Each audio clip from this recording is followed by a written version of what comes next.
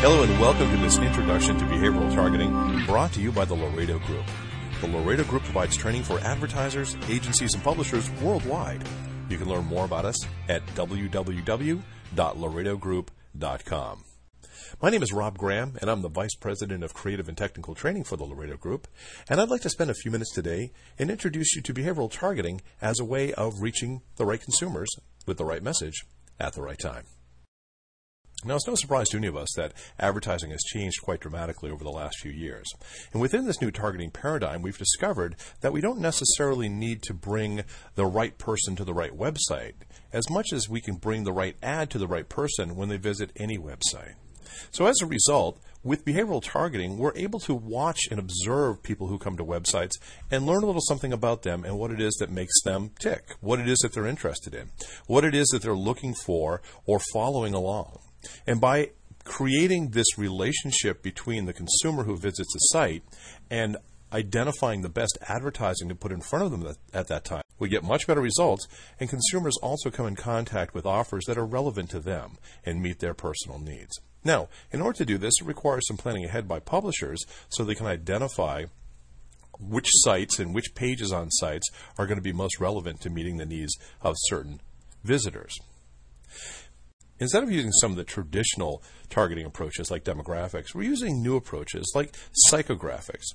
And what psychographics are basically targeting consumers based upon what they think about, based upon the things that are very important to their lives personally, things that relate to their attitudes or their beliefs or opinions or interests or needs and desires. And it has a lot less to do with things that may be true but less relevant, such as gender and age or where they live or what their zip code is, etc. Now, we can also use this information to help identify and look for cues which will indicate future behavior. For example, parents that have just had a new child have different needs from someone who does not have a child. So by watching someone who comes online and identifying that they seem to be spending an awful lot of time looking at baby-related things and buying baby products, we can probably assume somewhere along the line that they have a baby. And this has certainly been a life-changing event that is making the perspective that they have and what they're looking for as consumers very different. There are consumers who are looking for things online based upon life cycle milestones, but there are also those who have just purchase intent. Your car is getting elderly. You started looking around online trying to get an idea of what type of car you might want to buy, what's available, what the pricing is, etc. For advertisers to be able to gain access to that information, they can now provide you with an offer that hopefully will better fit your needs as a consumer. Now, when consumers come to a website, they all seem rather the same. It's a generic mix of faceless, nameless people, just numbers of people who come in and visit a website.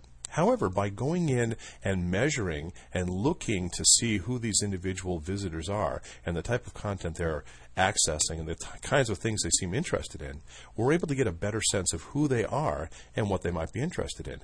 And so by going out and looking for cues, we can get a better sense of the types of things that these individual consumers have that the bulk of consumers may not have. As a result, it allows us to provide them with very special offers, and in some cases, we can also provide them with dynamic content within a website. Traditionally, we looked at a consumer as being kind of a generic person that had a pedigree based upon demography, age, name, gender, religion perhaps, how much money they made, etc. But today we really have an opportunity to get a better sense of who people are and really the essence of who they are by going and looking for certain cues that identify the psychographics behind the individual. Now, when we define a target audience, we really need to think about how we sort out an individual from everybody who comes to a website.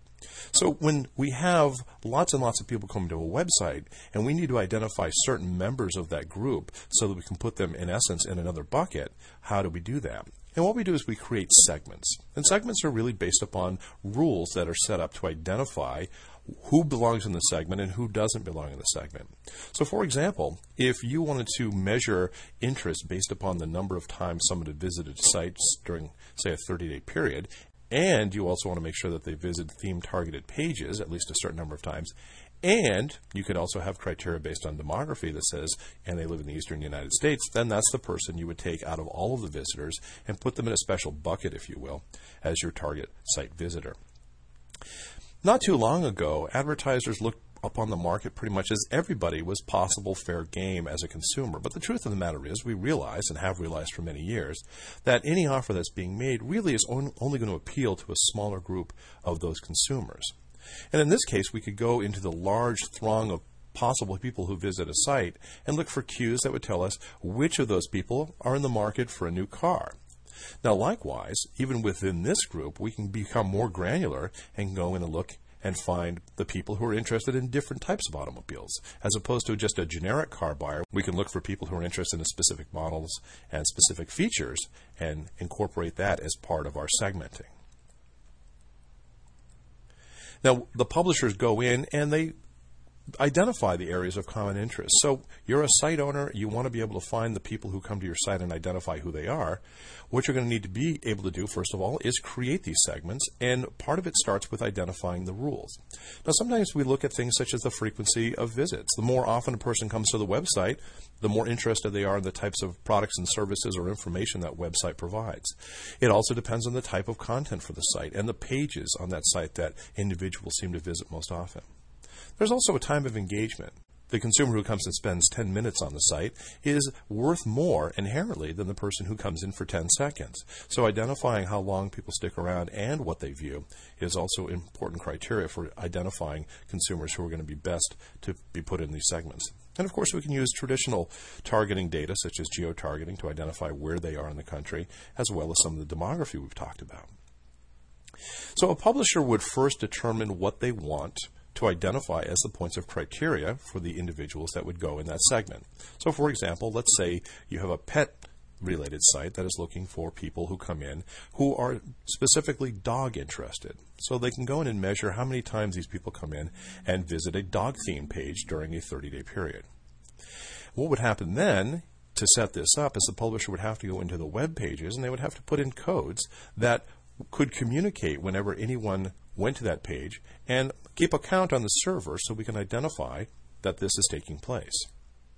So when a consumer would log in with their browser, what happens is they really send a message to a server somewhere saying, I'd like to have the web page content sent to me, please. And what the server does is it first looks to see if the user has been there before. It looks for a unique cookie that only that server can read on the user's computer. And if it finds one, it offers them the information that they want. If it doesn't find a cookie there, it will first send them a cookie quickly so they can establish a relationship with that browser for future reference. When these consumers go in, what starts to happen, of course, is that the different criteria will be met and consumers can be put into different buckets. You could have consumers who come to the website who are interested in cats, or those who are interested in dogs, as well as those who are interested in things such as ferrets. So by taking all of the people who come to a website, you can break them down into smaller groups. Now, the reason behind this, of course, is once you have all this established and you have a large enough group, the publisher can now turn to an advertiser and say, are you trying to reach people who are interested in dogs? We have a lot of people who come to our site who are interested in dogs, and we can put your ad in front of those people. And what's perhaps most important here is that in order to get that ad in front of that consumer, we no longer have to rely on that consumer coming to a specific web page that's related to dogs. Now that we know who they are, we can reach them with the ad no matter what pages they go to, even if there's no contextual link. And that's all we have for today. I'd like to thank you for your time and attention. And also, if you're interested in seeing what Laredo Group can do for you, or to see a schedule of our upcoming training sessions, please visit us at www.laredogroup.com. And feel free to drop me a line at rob@laredogroup.com. Thank you so much.